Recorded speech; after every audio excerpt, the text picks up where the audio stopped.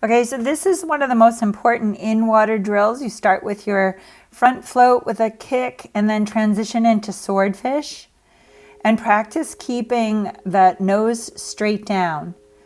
So your aim is to get that armpit, so here in this case, that left armpit and the hip in a nice horizontal line, the nose pointing straight down, the right shoulder is high, the right hip is high, and you're just nice and relaxed and feeling the water support. You can also play with the depth of the lead arm, that swordfish arm, so it can be a little lower in the water. You can play around with getting it a little bit higher and finding that place.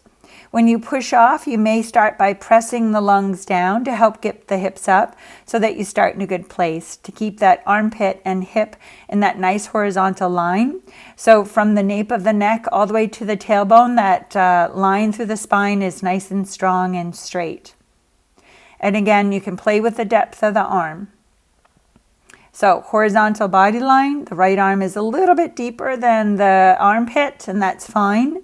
You can also practice transitioning onto your side and keeping the lead arm a little bit higher to feel what that's like. So it's from the hip all the way out to the fingertips horizontal line. And you can do a strong kick or a gentle kick. You can play around with the kick. Again, not to worry if you're not going anywhere. If you don't have a kick that's very propulsive, that's also fine. But you're feeling your ability to stay slightly tilted on your side, having a relaxed lead arm, feeling the water support and letting your head just kind of rest on that massage cradle. Gentle bubble out. When you need air, you just stop and stand up.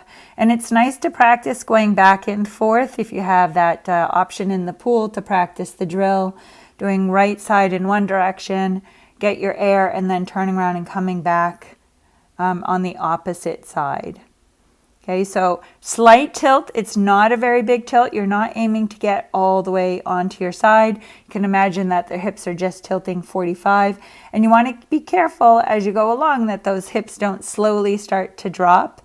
If they do, make sure that you're pressing down on the armpit.